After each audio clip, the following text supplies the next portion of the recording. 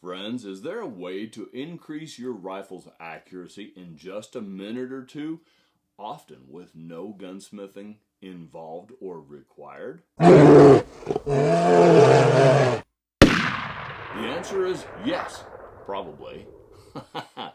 Welcome to the Backcountry Hunting Podcast. I'm Joseph Von Benedict, your host, and today we're going to talk about a little trick that has served me incredibly well over the past 8 or 10 years when it comes to increasing the accuracy of my hunting rifles. And no, this isn't a trigger job. It's not an action bedding job. It's not free floating the barrel.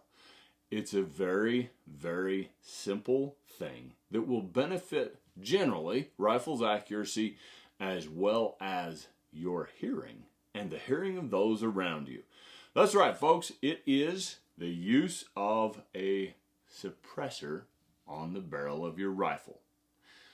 Is this really a thing? Can a suppressor actually increase accuracy?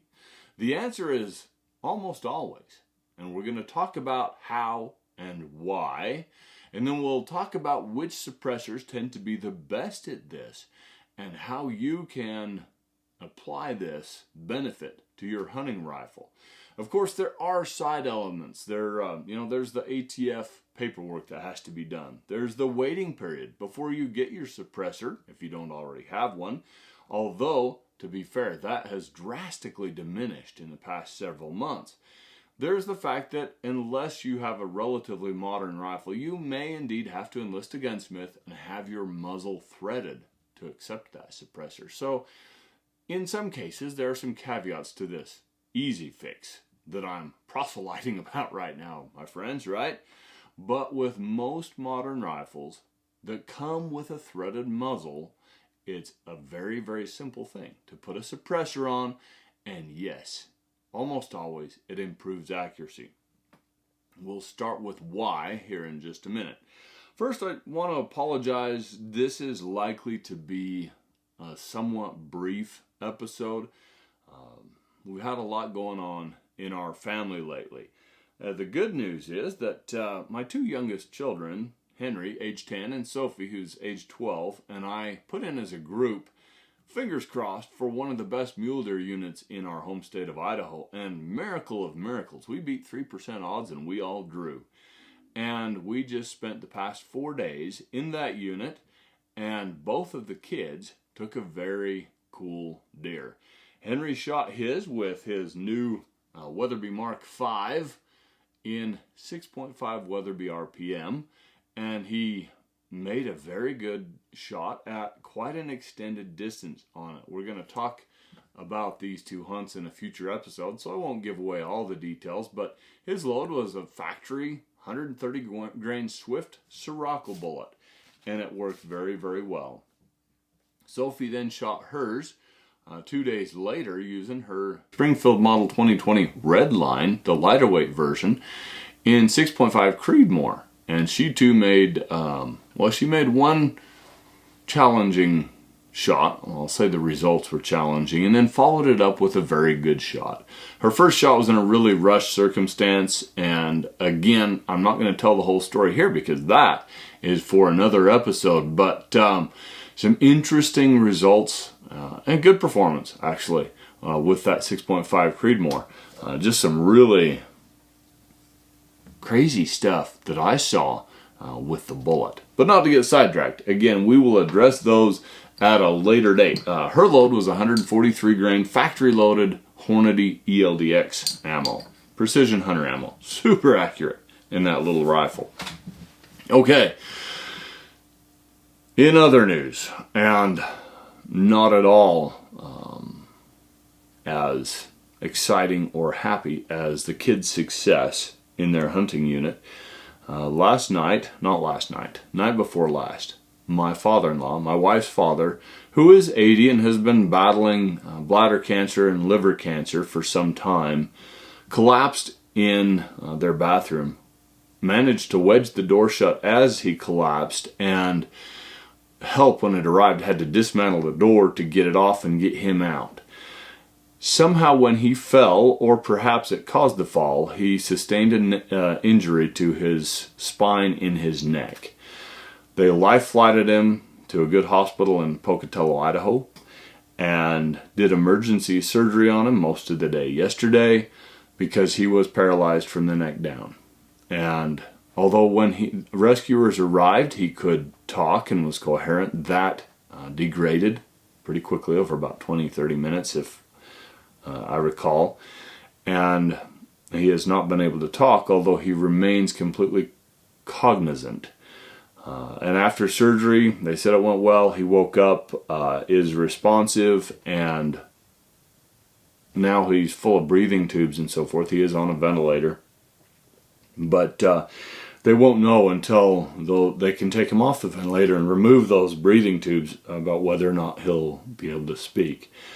Our hopes and prayers are that they'll take him up to spinal rehab here in a few days. He'll spend a few weeks there, and hopefully we'll get some sort of sensation, mobility back, and especially the ability to talk, to communicate. And I know this will be outdated in a few weeks, few months, but for now, those of you listening as the podcast drops, your prayers would be much appreciated. If you're religious, throw a few heavenward for my father-in-law. His name's Peter, and he's a wonderful, wonderful man.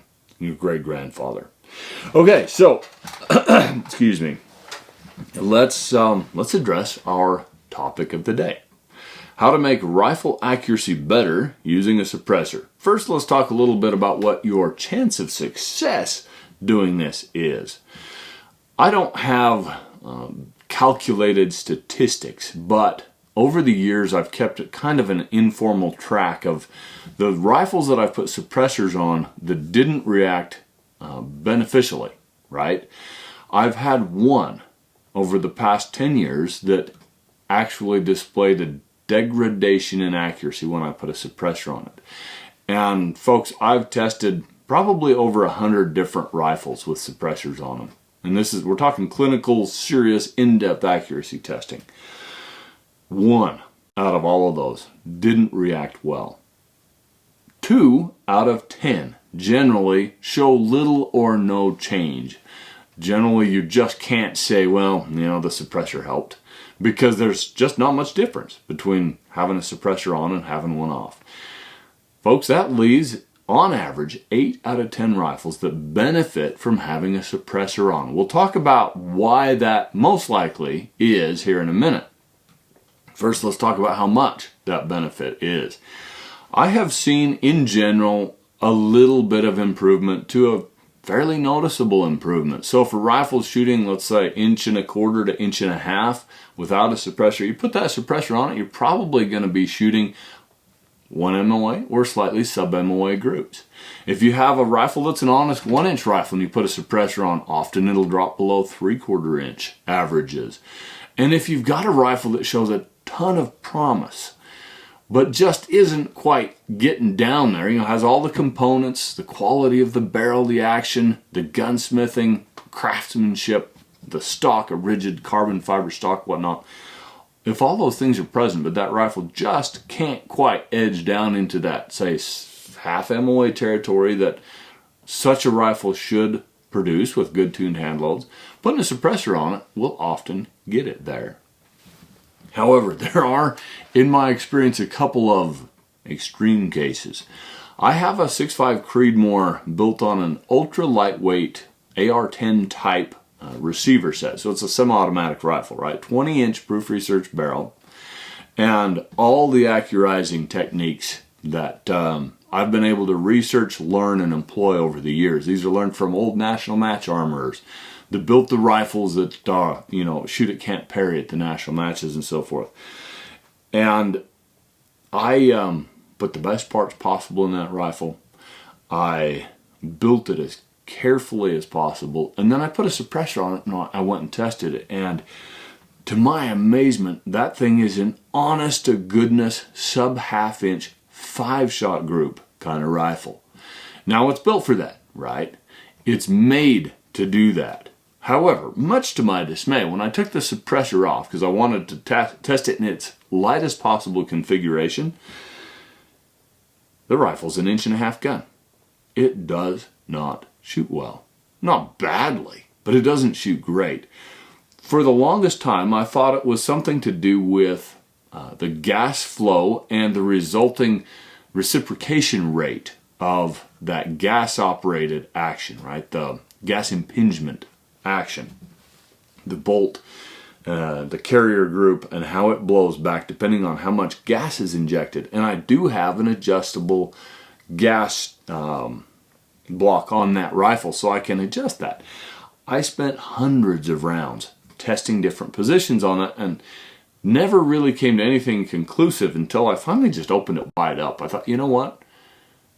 The gas block is meant to constrict the additional pressure applied when you have a suppressor mounted, but that barrel is drilled with a certain size hole for use without a suppressor, to bleed gas into the gas system. And well, probably the right amount of gas. So I just opened it wide up and the rifle started shooting better. It still was an inch to an inch and quarter kind of rifle with most types of ammo. Put the suppressor back on right away. Itty bitty teeny tiny groups. So that one more than doubled the accuracy potential of that rifle. It went from, let's say, 1 1/8 to 1.5 inch type groups to sub half-inch groups just by putting a suppressor on it. This rifle right here in front of me, for those of you that watch the YouTube version of this, when it drops, I can't promise it'll be immediately.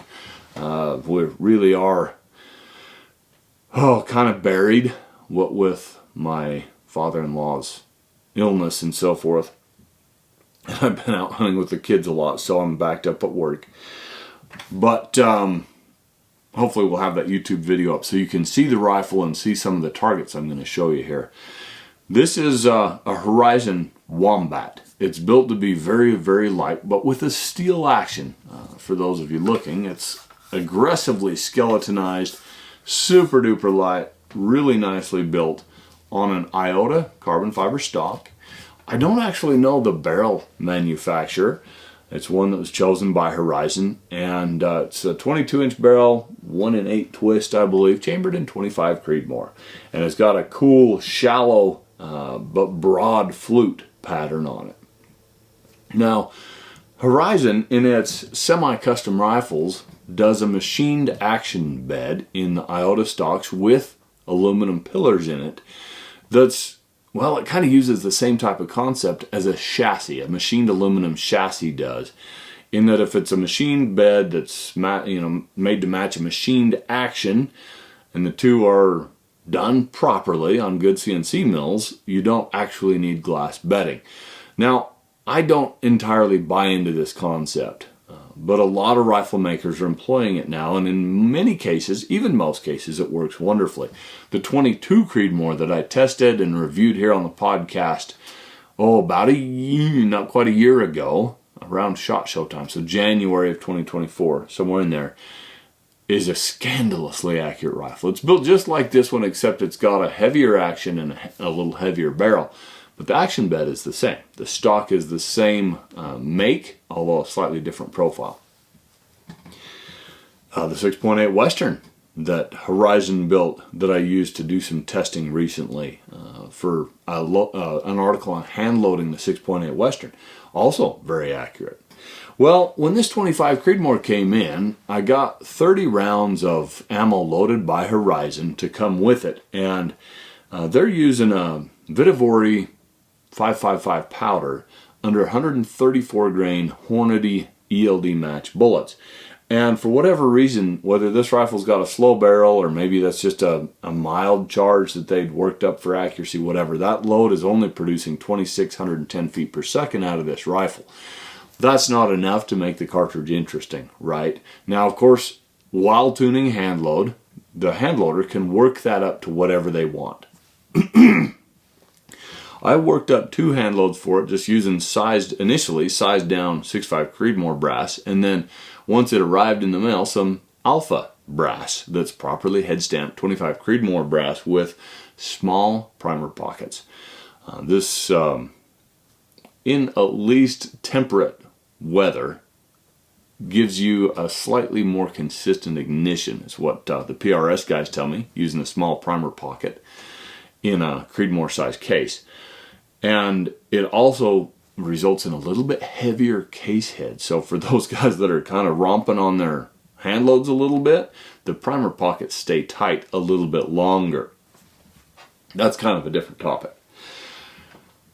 When I took this to the range, I had 2 hand loads worked up, one with 134 grain Hornady ELD match bullets, and the other with Berger 133 grain VLD hunting bullets. Both of them over Hodgdon 4350 powder, which is kind of a magic powder in 6.5 Creedmoor. Now, this being a 25 Creedmoor, the bore diameter is 7 thousandths of an inch smaller is all. So I figured that same powder should work pretty darn well in this cartridge. Besides, I didn't have any Vitivori 555 on hand. Well, I went to the range with high expectations. The rifle came with the brake, so I thought, well, I'll test it that way initially, especially since I was thinking about having one of my little kids hunt with it, and I wanted it kind of lightweight, and if my daughter Audrey hunted with it, she can drive, she can go out on her own now.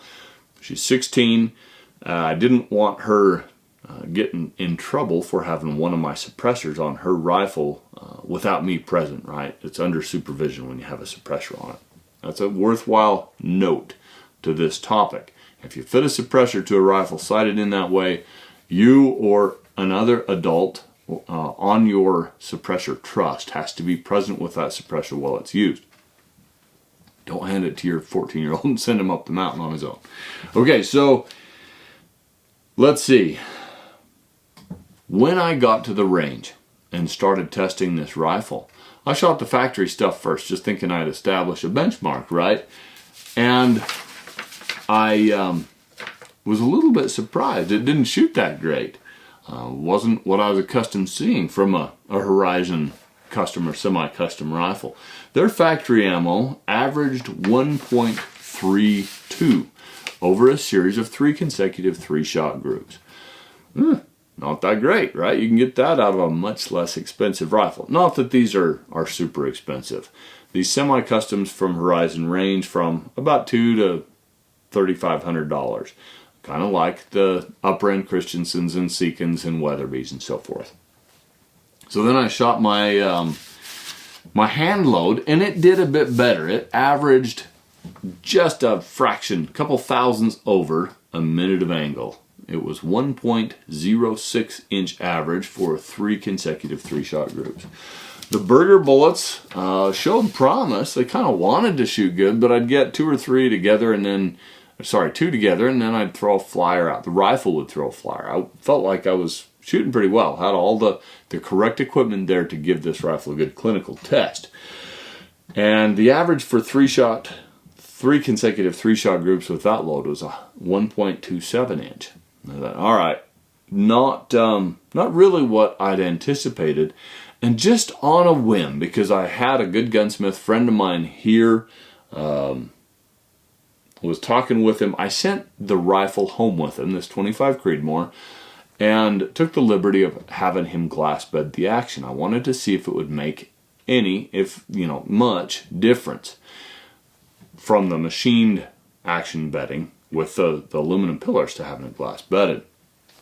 Well, it came back several days later, and I ran the exact same tests using the exact same loads.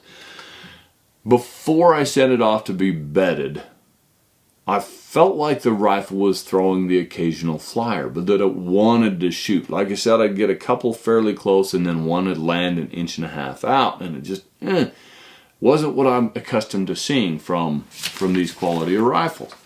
Well, the second go-around, I ended up with similar but slightly better accuracy. I confess it wasn't as great of an improvement as I'd hoped to see. The stuff loaded by Horizon and sent with the rifle averaged 1.35 inches. Whereas before it had been, what was it, 1.32. So that's statistically insignificant, right? The difference there is almost certainly a human element in shooting those 3 consecutive 3-shot groups. However, my hand load with the 134 grain ELD match over H4350 powder, which by the way is giving a much more impressive velocity. I'm using 43.5 grains. Just the first batch I tried, right? This is not including any tuning to account for barrel harmonics. It averaged .89. So now we got a sub-inch rifle, right? And keep in mind that even though it doesn't have a carbon fiber wrapped or a little tiny pencil thin barrel, this is a mountain rifle. Aggressively skeletonized action, super light carbon fiber stock. It's built for carrying up into very rugged terrain. So sub-inch is, acceptable to most folks. Had I not been a tinkerer and somebody that's obsessed with trying to get the best potential accuracy I can, I probably would have been entirely satisfied. And the rifle would have provided perfectly satisfactory performance going forward. I also tried the burger load, 133 grain burgers, over the same powder charge, 43.5 grains of H4350. And 3 consecutive 3-shot groups averaged 1.06. So not quite as good as the Hornady load, but still right there at 1 minute of angle. Keep in mind that a minute of angle is not exactly an inch. It's actually 1.047 inch. So 1.06 inch is, what is that? 1.3 thousandths of an inch bigger than a minute of angle. It's statistically insignificant. Well, I had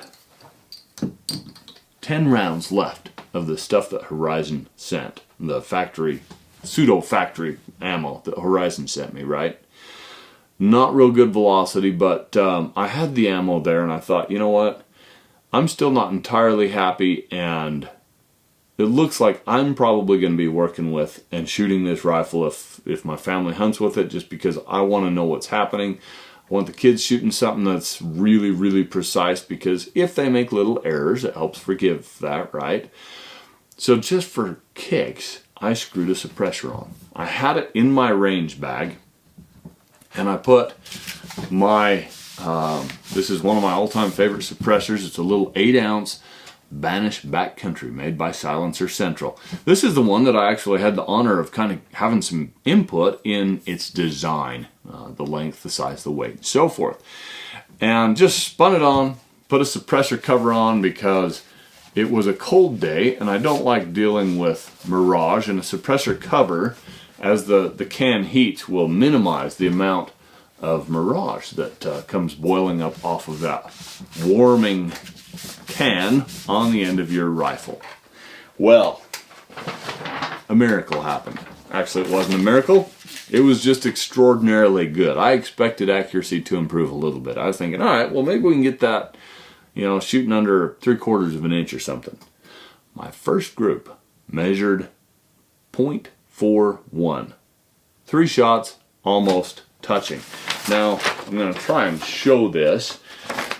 The shot up top that's crossed out was from a previous rifle. That isn't even part of this group, but I was aiming, a spot 1.5 inches below where this group landed. And as you can see, the 3 of them are a perfect little clover leaf that measured .41 inch. The next group, I made a little side adjustment, had a little more wind come up, so it landed 1/4 inch to the right of dead center and a little lower than the previous group, but wow, it measured .24. That's a sub 1/4 inch group. And then my last group, I was running out of time and I fired it without letting the barrel cool, just out of curiosity. That was this group right here. There's 4 of them that are in about 6/10 of an inch, but one of them, when the trigger broke, I knew I'd done something different. It felt funny. That shot landed 1/4 inch to the left. That's this one right over here. And so I had 1 shot left out of the 10 I'd had in that box. I fired it, and the result was a .43 inch group once I threw my mulligan out. The average of those 3 consecutive 3-shot groups with 1 mulligan, I confess, was 0.36. Wow. No flyers, no inconsistency, absolutely perfect performance. This rifle is now shooting closer, with the suppressor on it, to 1/3 of an inch, 1/3 MOA, than it is even to 1/2, or of course to a minute. And a sub-minute of angle rifle is a pretty good rifle. So this rifle is, one of those that responds just tremendously well to adding a suppressor. Not all will do that, but like I say, folks, 8 out of 10, in my experience, will get more accurate when you put a suppressor on. The other two, generally, even if they don't exhibit any change at all, you still get the benefits of reduced recoil and much reduced sound. So you can correspond with little kids, with hunting partners, with your guide, whatever, in a hunting situation. A suppressor is an invaluable asset to you and your hunting rifle. So let's talk a little bit about, the fact that there are some people that can't get them. And gosh, I lived for a while when I was working as an associate editor in the Peterson Publishing Building in Los Angeles. I lived in LA, downtown LA, right? West LA. Whew, nobody in California gets suppressors.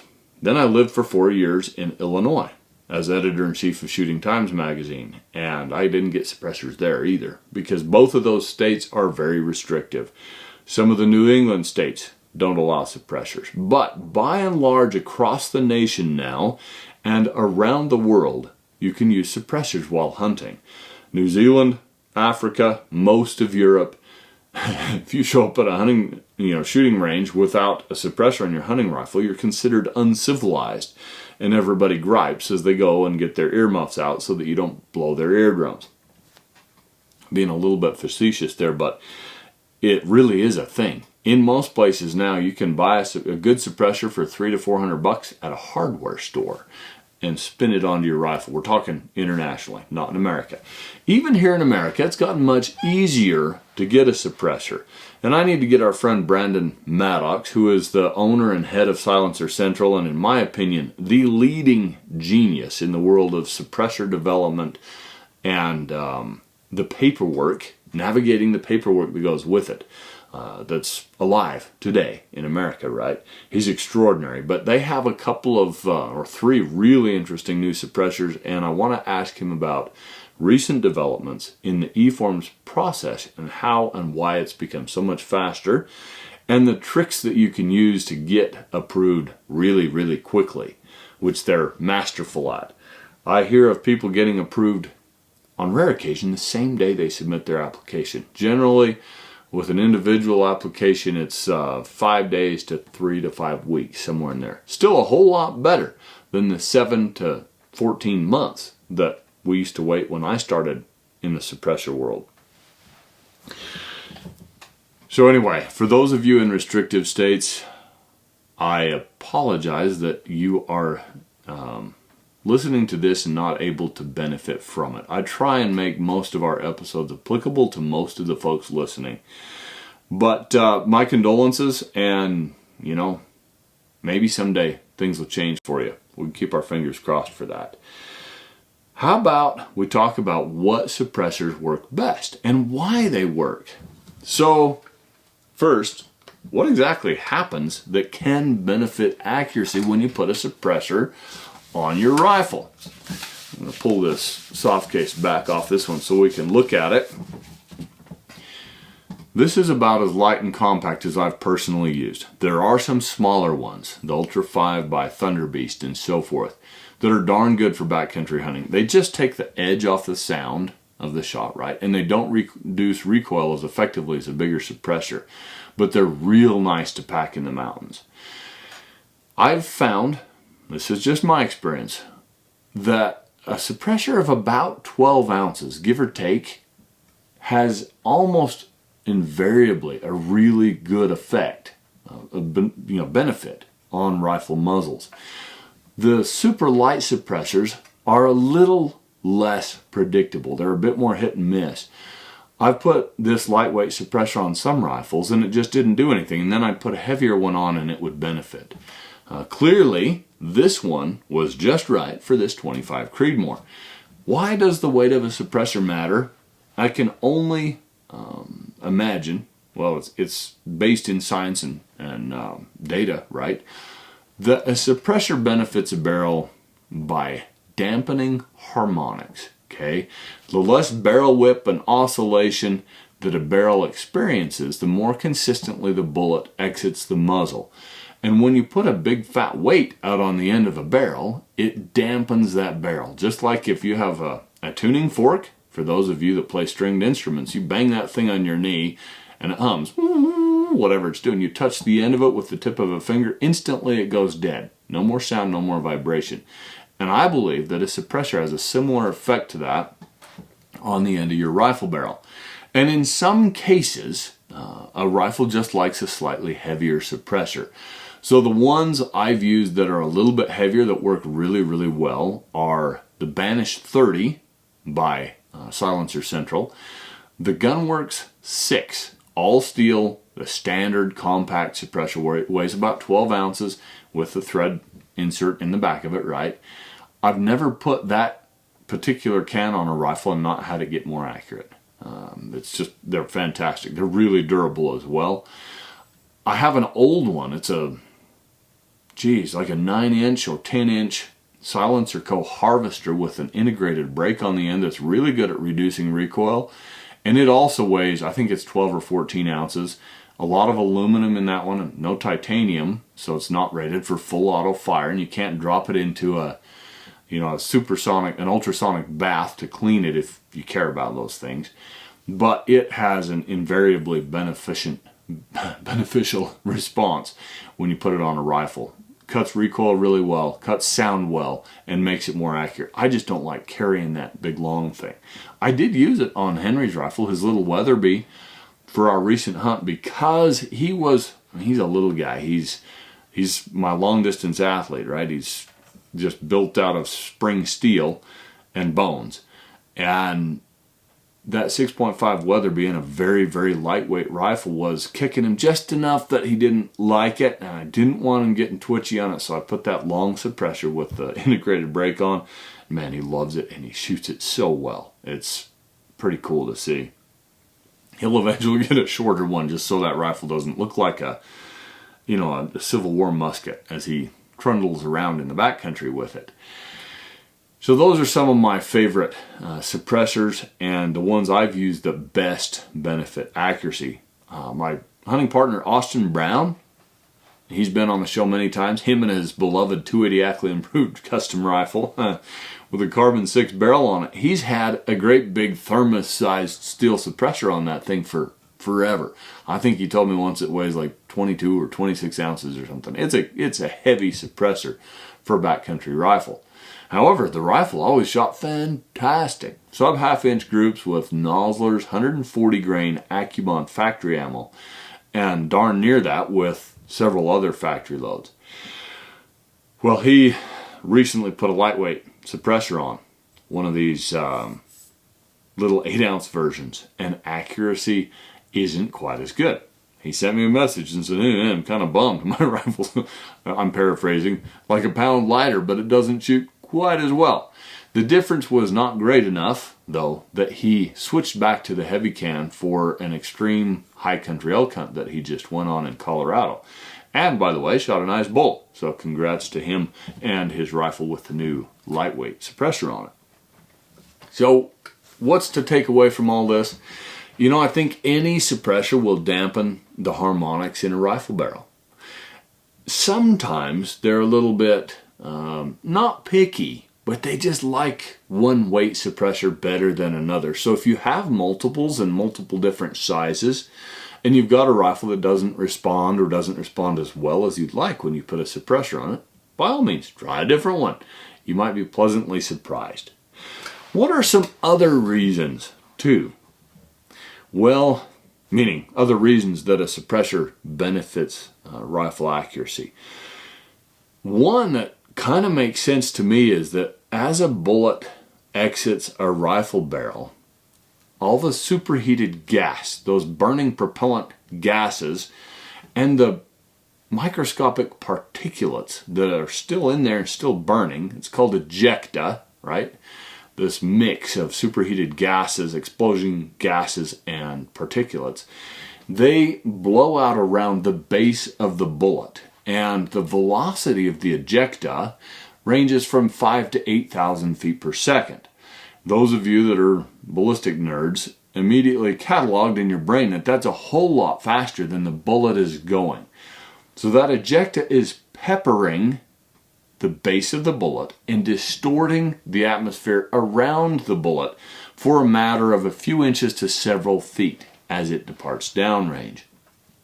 This is one reason that accuracy nerds speculate that flat base bullets are more often accurate than boat tail bullets in finicky rifles. Now, a non-finicky rifle will shoot either one equally well. But if you've got a rifle that tends to be a little bit stubborn about accuracy, try a flat base bullet in it. Often it'll shoot better. It seems like there's just a little bit, they handle the disturbance from the ejecta a little better. So what happens when you put a suppressor on it? This is entirely different from dampening harmonics, right? But the suppressor and the baffles inside capture the ejecta.